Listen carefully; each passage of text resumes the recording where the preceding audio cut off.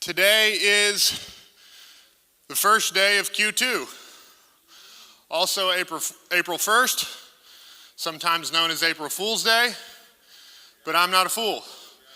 Do not tell jokes because jokes are a form of lying.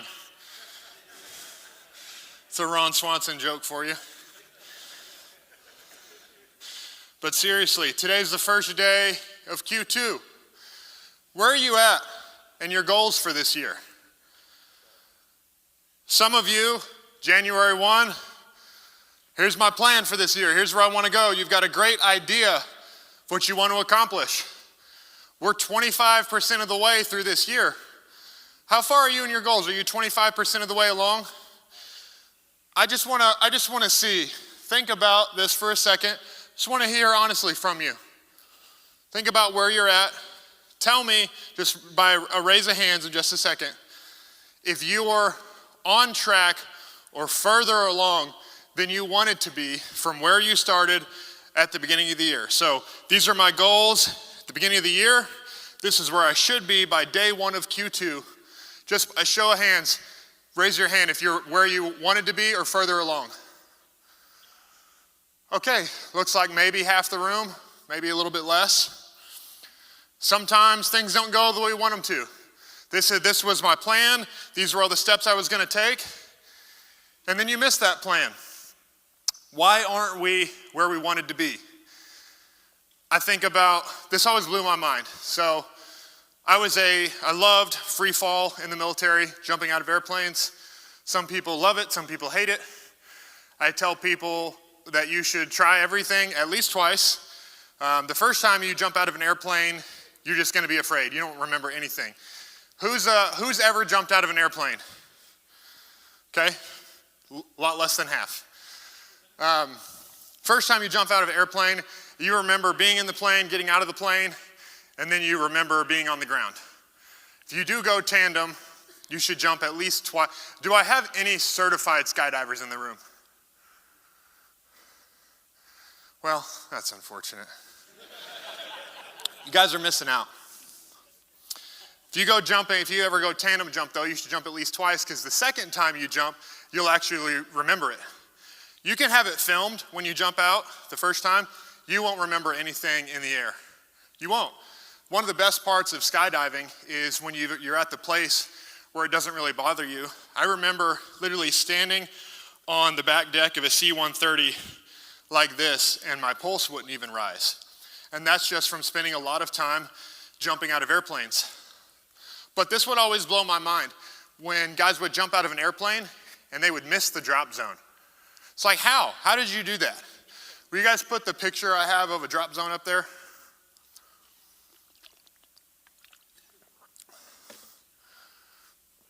Behind me. Okay, awesome. This is about what the drop zone in San Diego, Skydive San Diego, where I first learned to jump. This is like a really easy drop zone. But this is what that drop zone looks like from about 13,000 feet.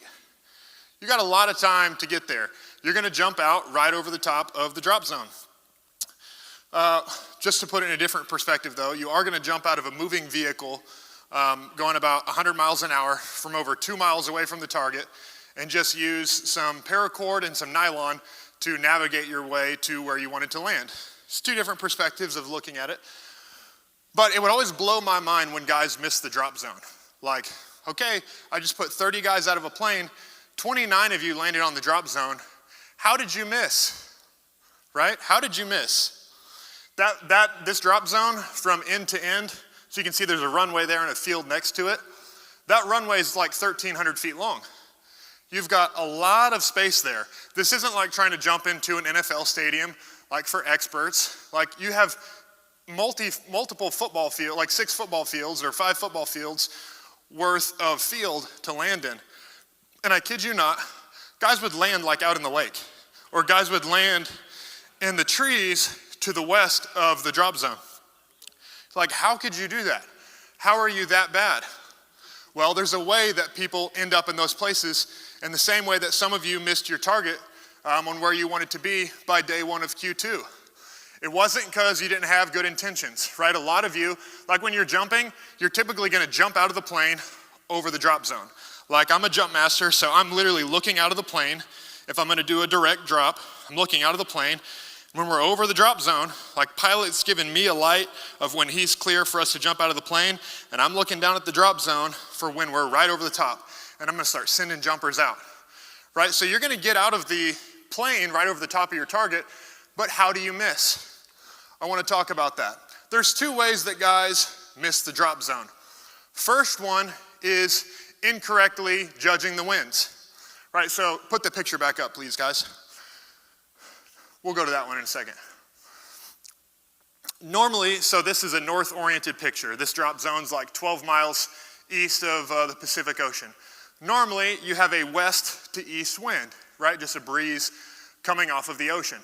Guys don't miss the drop zone on those days. Guys miss the drop zones when there's a storm or there's other winds that create an east to west wind, right? You normally stage upwind from where you want to land. So if there's a west to east wind, and by the way, when you're on the ground, you feel like a 7 mile per hour wind. At 9,000 feet, it's a 35 mile per hour wind. And under canopy, you can only go about, and put the picture up there of me under canopy, please.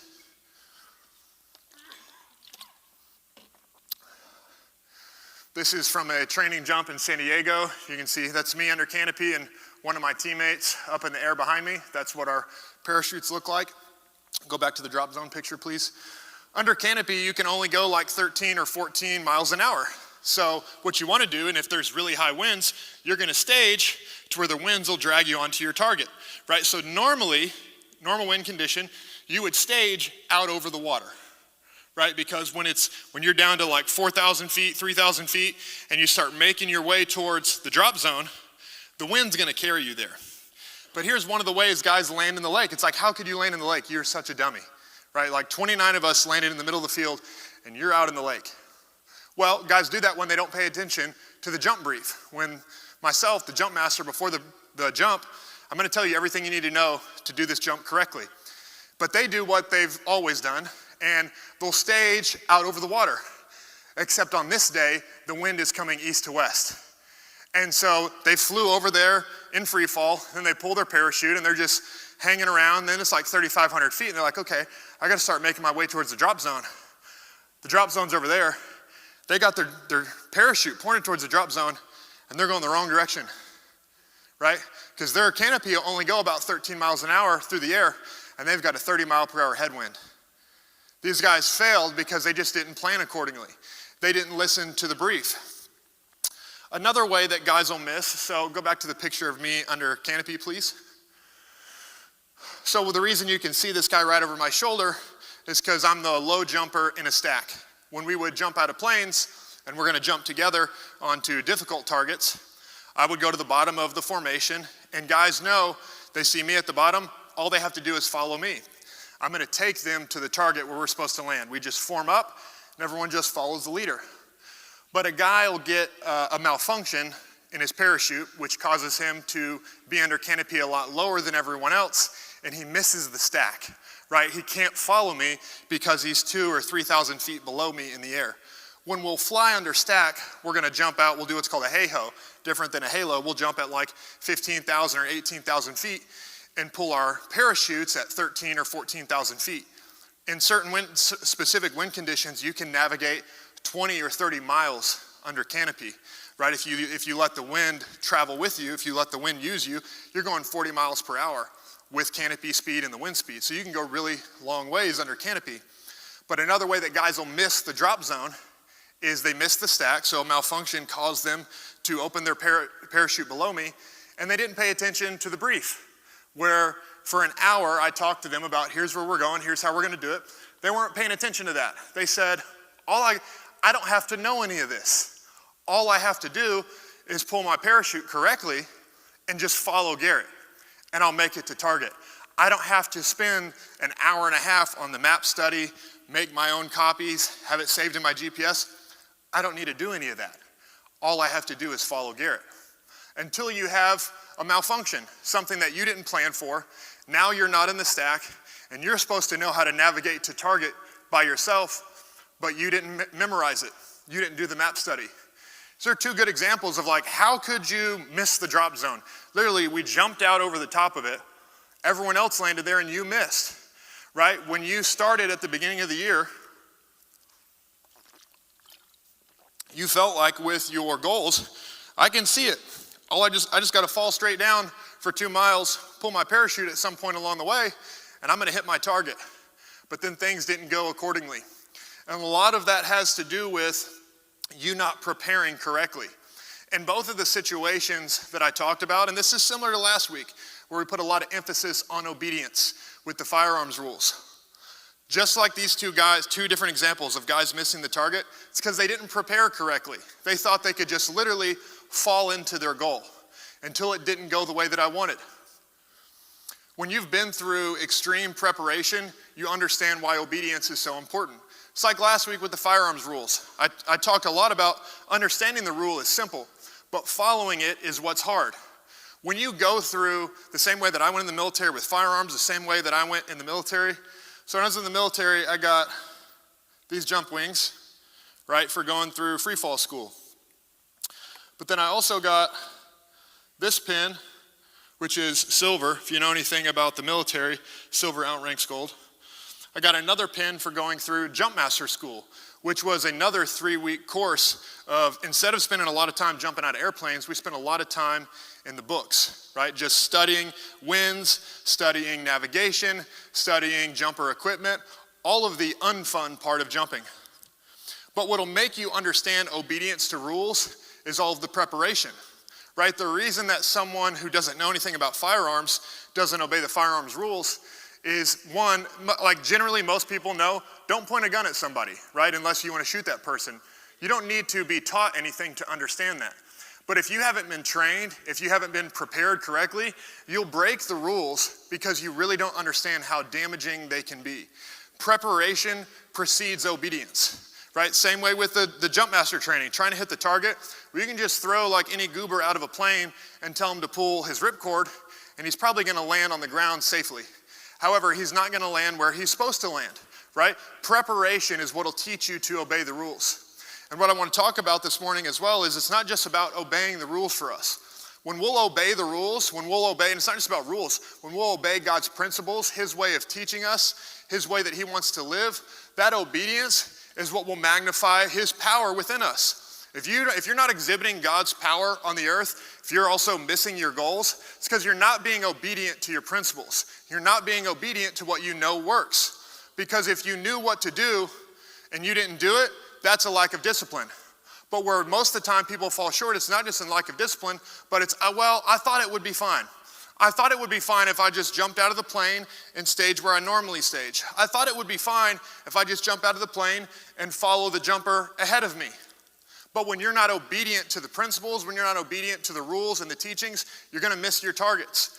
Obedience magnifies the power that God has given us. And his power is what displays glory on the earth, right? And so getting to God's glory on the earth, which is the job of every single person in this room, we're trying to follow him, we're trying to be like him, and we want to bring his glory onto the earth. Well, that comes all the way back to, are we prepared?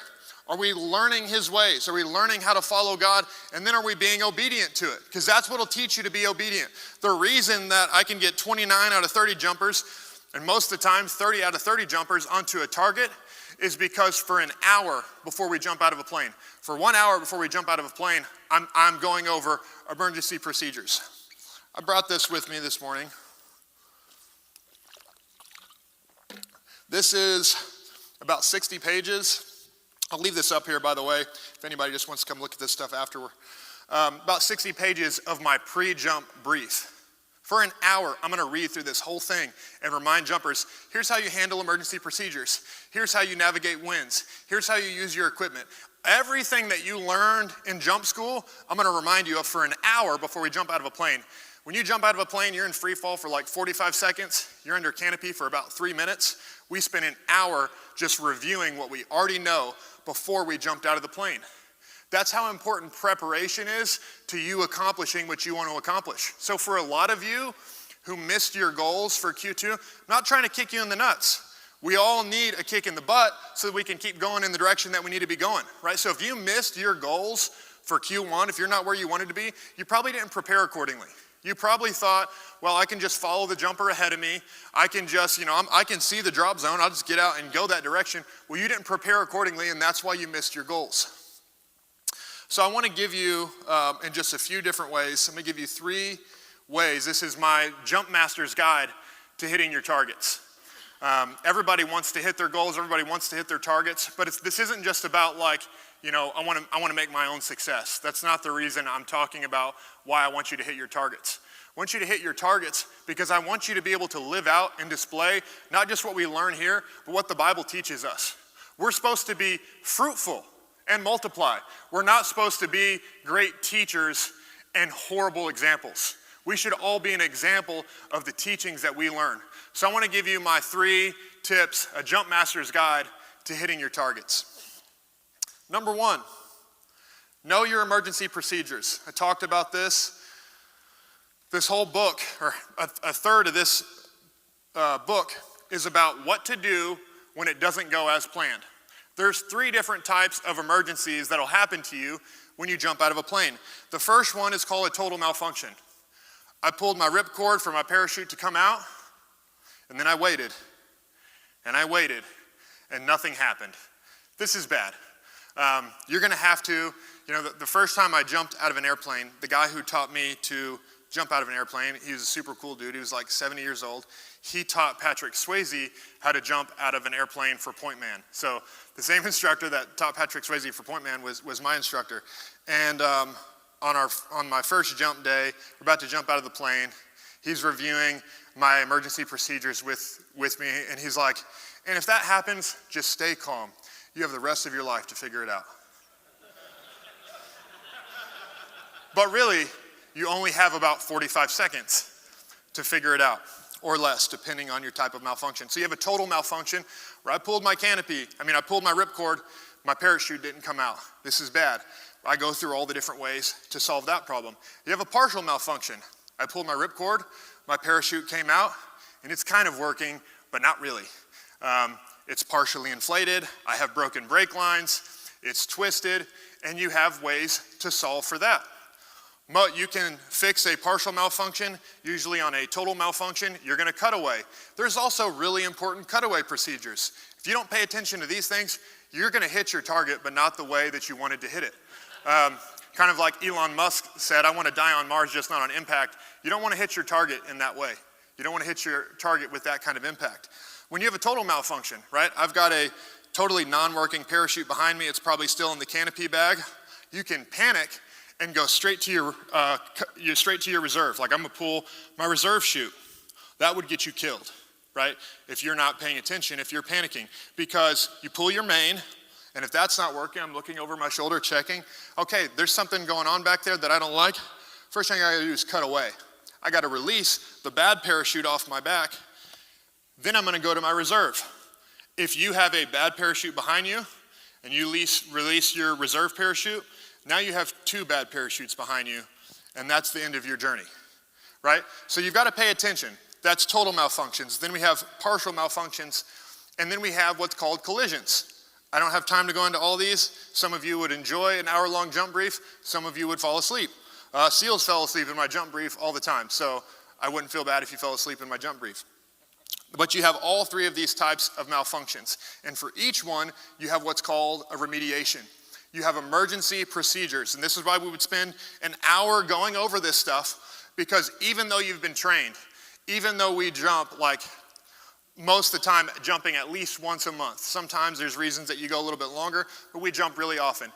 Even with SEALs, trained that well, we would go over emergency procedures every single time we jumped. They're very simple, but if you forget them, you're done, right? But if you're that good at emergency procedures and you review them all the time, I've used emergency procedures multiple times in my career, both jumping and in underwater diving. Both times I used emergency procedures, I felt zero fear. I didn't think about it because I had already been prepared. I already knew what to do. Pastor Keith has a leadershipology that says you never have to wonder what to do if you already know what to do, right? And that's what SEAL training was for me. Like I knew my emergency procedures. Something bad happened to me, I wasn't like, oh God, what do I do? I didn't even think about it. I just followed my emergency procedures. So I want to give you some emergency procedures for your walk of faith.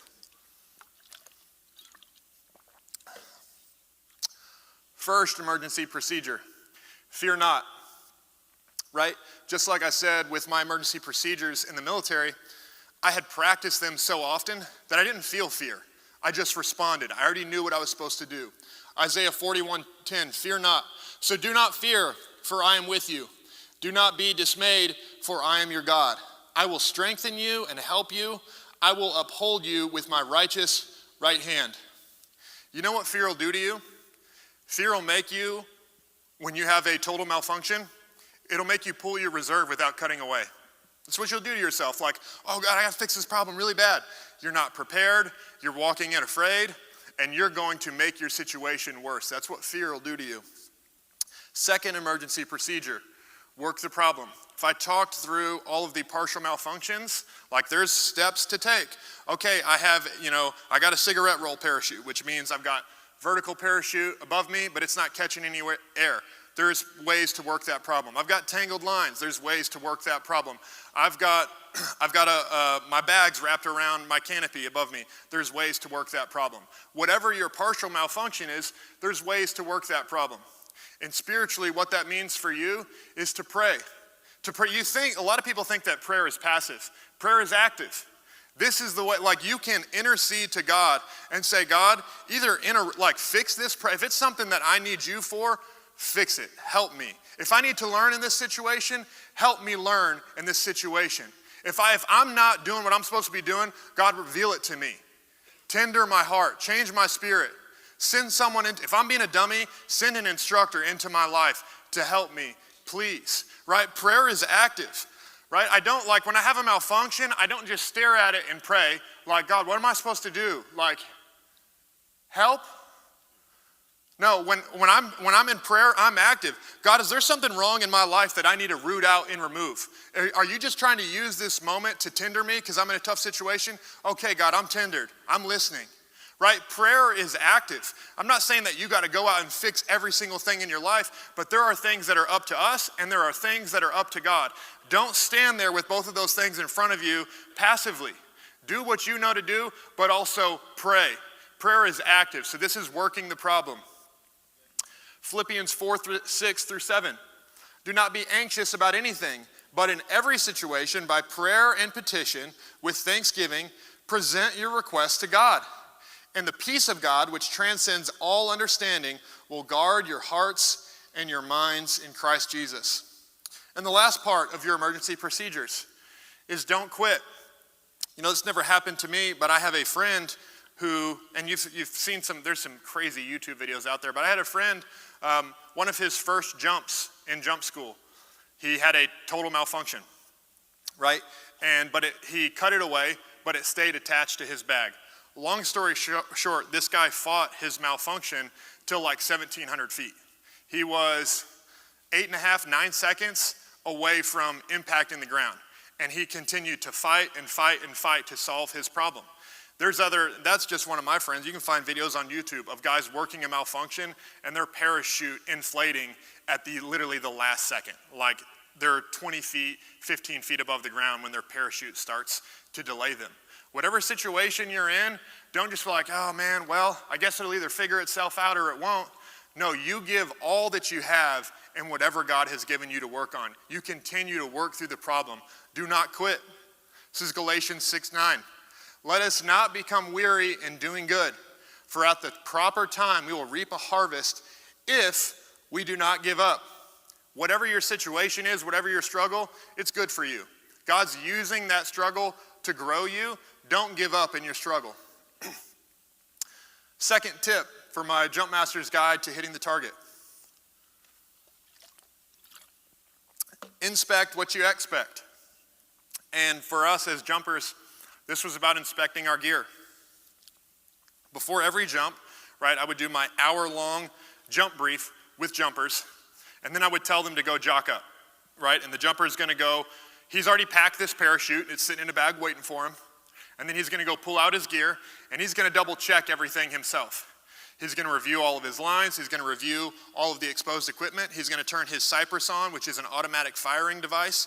If you've ever wondered how parachutes deploy if a jumper gets knocked unconscious, it's called a Cypress, an AAD, automatic activation device. If you pass through a certain altitude at a certain speed, your parachute will automatically deploy. The jumper is going to make sure his Cypress is turned on correctly, all of these things. Then he's going to put the gear on, and he's going to check himself. Okay, are all my clips done correctly? Are all my straps done correctly? And most of the time we're jumping with a lot of extra gear, way more than just a parachute. So you got to check all of that's rigged correctly. Then once I have fully checked myself, I'm going to go to my buddy. I'm going to go to another guy, and I'm going to inspect all of his gear, and then he's going to do the same for me. So you have a self-check, and then you have a buddy check. But then after that, so I'm the jump master. All of my team has jocked up, planes behind me, and all the jumpers are going to come get in a line in front of me. And after they've checked themselves, after them and their buddies have checked each other, the two of them are going to come up, and then I'm going to check them. They're going to get a third check, and their life is upon me. Like if their equipment malfunctions and it is a user error, like an inspection error, that's on me. And so I'm checking each one of these guys, and then they can get on the plane. You have to get checked by a jump master before you get on the plane. But the point being here is you're going to inspect your own stuff, then you need accountability in your life. You need other brothers in your life to check you. And spiritually, the jump master is God. He's going to examine you before he puts you on the plane to deploy you. If a jumper comes up and his gear is done incorrectly, I write down his name. I'm going to tell him what to go do. Him and his buddy will go fix it, then they'll get back in line. We don't have time to do it there because we're trying to get on a plane and jump off of it like a bunch of crazy people. But if you had a mistake in your inspection, your name gets written down and you're going to get remediation later. What you don't want to do that in life, right? If you check yourself well and your buddy checks you, you're not going to get remediated. You're going to come up to the jump master and you're going to get on the plane and he's going to go deploy you to wherever you want to go. But if you blow off your self-check, if you don't pay attention to your buddy check, you're going to come up to the jump master, he's going to write your name down for remediation later, and you get to go to the back of the line and start over. It's not what we want to do in our lives, right? Inspect yourselves and inspect your buddy. We need accountability in our lives. Galatians 5:16, but I say walk by the Spirit, and you will not gratify the desires of the flesh. You have the ability through the power that God has given you, through the power of God inside you. You have the ability to remove sin from your life. You do. A lot of times as Christians we're walking around just thinking like our goal is to not sin. It is not the goal with your life.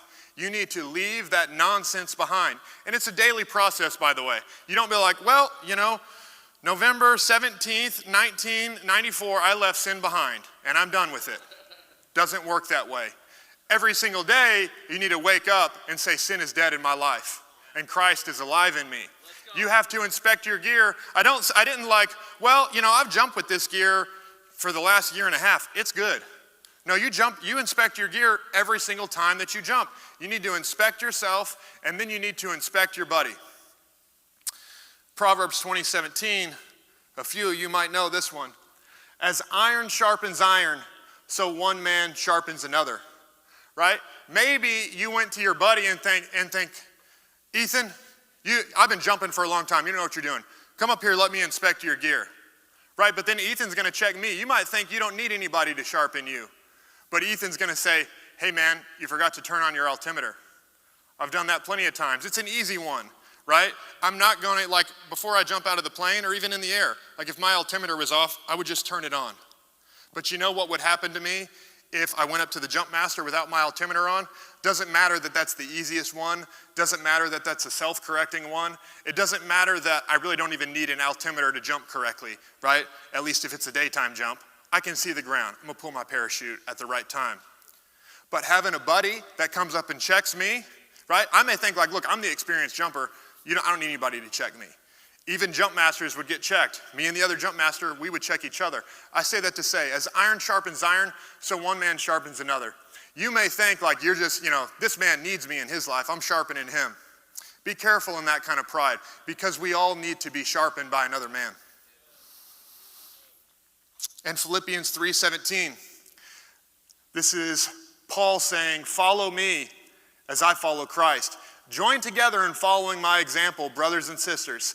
And just as you have us as a model, I keep your eyes on those who live as we do. This is Paul saying, look at what I do. Follow me as I follow Christ. We all have someone to follow, and that's Christ.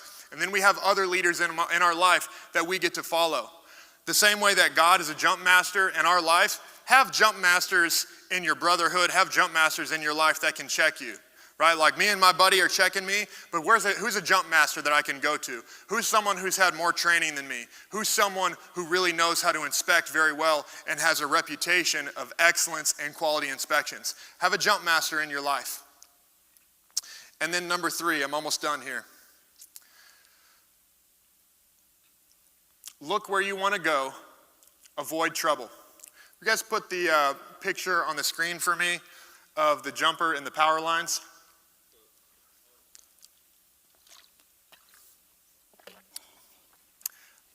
This is a here's your sign moment. I don't know if you know that comedian. This guy messed up. There is no reason to ever land in the power lines, ever.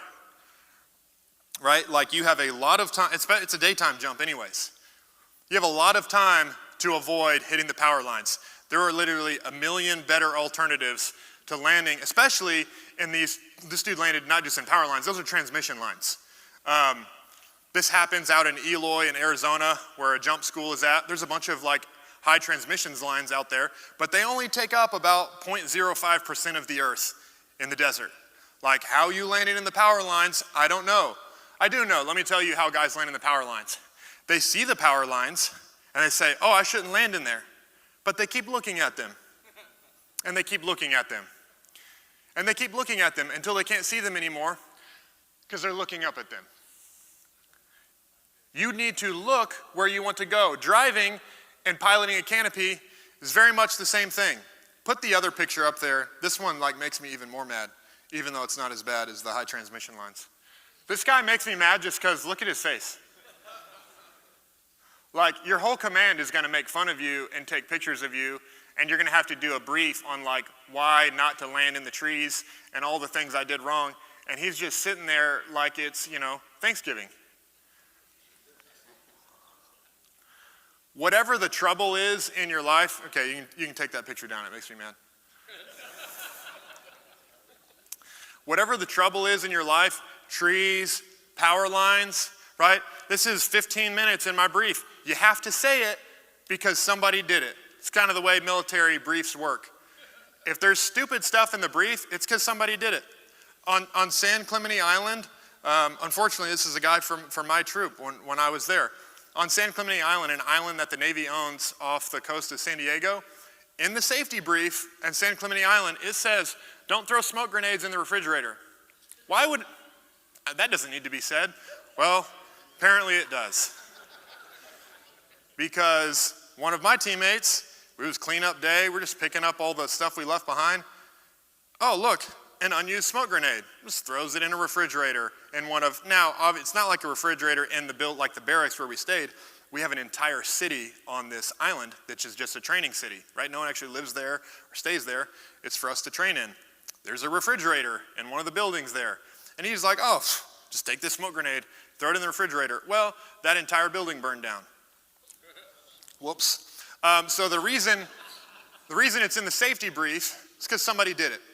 The reason I have to spend 20 minutes in my hour-long Jumpmaster brief talking about don't land in the power lines, it's bad. Don't land in the trees, it's bad, is because people do it.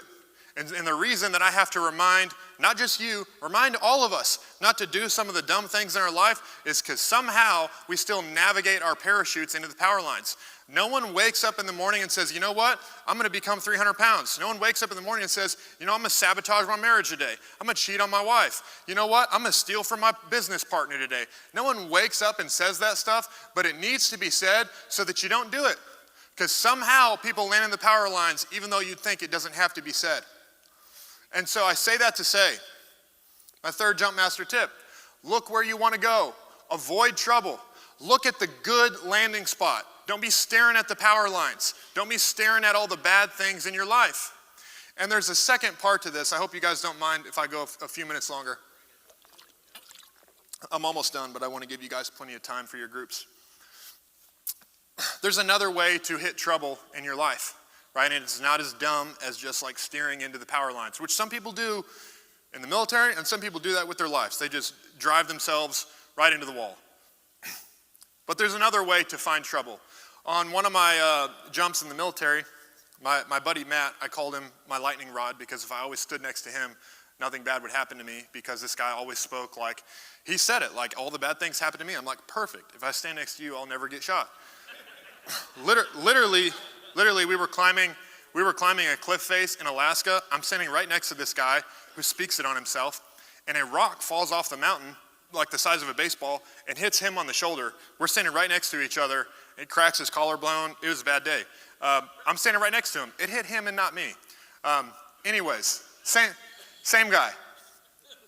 We were jumping into, this was like one of our advanced training jumps. We jumped, it was a hey-ho. We jumped out at like 17,000 feet, pulled at 15,000. We had like a 50-mile nighttime navigation. So a lot longer safety brief on the nighttime jumps because now I'm going to open my canopy and I can't see anything until I get my IR strobe light on, get my night vision down, and literally it's like the scariest 5 to 7 seconds of you open under canopy, because during the daytime, I might open under canopy, and Ethan opened under canopy 30 yards away from me, and we both need to turn away from each other really quick, or we're gonna collide and wrap each other up and both like hug our way to death. But at night, you can't see, right, until you get your night vision down. And so that's scary. But anyways, we're doing a nighttime jump, about a 50-mile navigation to an unknown landing site. Like we had never actually walked on this landing site. We had just viewed it from satellite. And I was the low jumper, so I'm following. It was a good night. Everyone got in the stack. Everyone checked in on the radio, and we're navigating. It's a long navigation to the target. Everyone had done a satellite study of like, here's what the field looks like. Now everything looks different under canopy and on night vision, but everyone trusted me to get us to the field where we were supposed to land. It was a little small field. It's about the size of the floor in the auditorium. But there was a road next to our field. Now, if you had been paying attention in the map study, you would know that in this area where we're jumping into, there's barbed wire all along the roads, right? Like a normal field.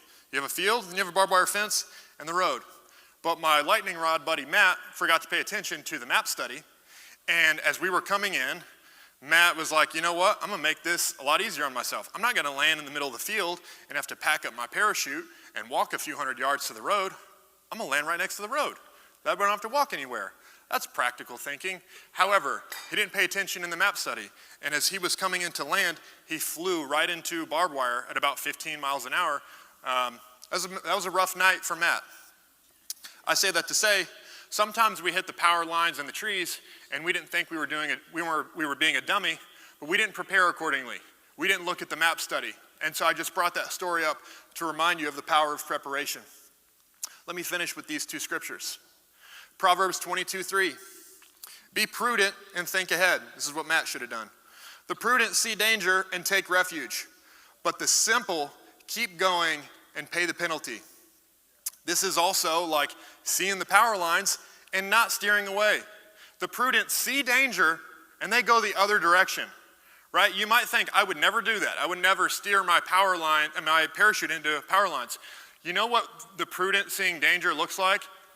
If you have struggled with this in your life, this is a girl talks to you, just hi, flirts a little bit, and you talk to her and get her name. And I'll see you again at the gym next time. I'll message you on Instagram again later. And you thought it was no big deal. These power lines are 1,500 feet away from me. It's okay if I look at them. It's not a big deal. There's no way I would hit this power line. And then you get closer, and then you get closer. And this is how we steer ourselves into trouble. The prudent see danger and they turn away. All of you are wise enough, have the Spirit of the Lord in you to see danger. Do not ignore that. Do not ignore the Spirit of the Lord. Do not ignore the voice of the Lord in your head saying, stop going in this direction. Last scripture. Look to the final target, right? Look where you want to go. Don't look at the trouble. Look at the good landing site. 2 Corinthians 4:16 through 18. Therefore, we do not lose heart. Though our outer self is wasting away, yet our inner self is being renewed day by day. For our light and momentary affliction is producing for us an eternal glory that is far beyond comparison. Verse 18, so we fix our eyes not on what is seen, but on what is unseen. For what is seen is temporary, but what is unseen is eternal. So this scripture says, for what is unseen is eternal. This is the target of our lives, right? Looking at the danger, looking at the wrong thing in your life is looking at this world. What we need to be looking at is the unseen, which is eternal. What we need to be looking at is heaven. What we need to be looking at is God's glory on the earth, not just the things that we want, not the things that seem practical. So in the same way that as I'm piloting my Canopy, instead of looking at the trees, instead of looking at the lake, instead of looking at the power lines, where I'm going to look is where I want to land. What you need to be doing with your life is looking at where you want it to land. Not the house that you want to buy, not what you want the next 5 years to look like. What do you want your life to mean? What do you want eternity to look like for you? I think it's powerful, and I'll end with this. I think it's powerful how the word says these three things will remain: faith, hope, and love. And this is, I won't get into this, but just something for you to think about. These three things will remain: faith, hope, and love. Why would faith, hope, and love remain for forever? What are we going to need, when we die and we're with the Lord, what do we need faith for? Think about that. What would we need faith for? It's because there's work to do after this. If you're so focused on this world, you are not looking to the unseen. You are not looking to what God wants to do with your life. This life is an opportunity for training. This life is an opportunity for us to learn what it means to walk with God on the earth so that we can walk with Him in eternity. Don't get so focused on what you think this life is about, or you will land your parachute in the power lines. So just to recap, a Jumpmaster's guide to hitting the target. Number 1, know your emergency procedures. Know what is going to save you in difficult situations. Fear not, pray, and don't quit. Inspect what you expect. Inspect yourself. Remove sin from your life. And have a brother in your life who can inspect you, and you can inspect each other. Maybe you got issues you didn't think you have. That's why you check your buddy. And number 3, look where you want to go. Avoid the trouble. Don't steer yourself into the trees and power lines. And it's not like the power lines just pop up in front of you. The reason you hit the power lines is because from a long way, you kept looking at it. And you got closer and closer and closer until you got to the point where you said, well, now I can't go anywhere else. I'm just going to have to hit the power lines. Look where you want to go. And where you want to go isn't about the next thing that you want to buy or what you want your life on this earth to look like. Look where you want to go with eternity. That is my Jumpmaster's guide to hitting the target. Scripture for the week, 2 Corinthians 4:18. So we fix our eyes not on what is seen, but what is unseen. For what is seen is temporary, but what is unseen is eternal. And question for your groups is what I want you to talk about. What has caused me to miss my targets?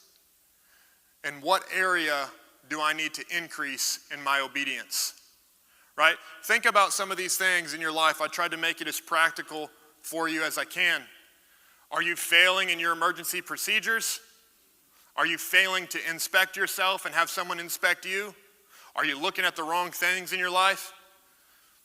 Think about what's caused you to miss your targets and talk about that in your groups and what areas you need to be more obedient so you can continue to hit the drop zone that God has called you to.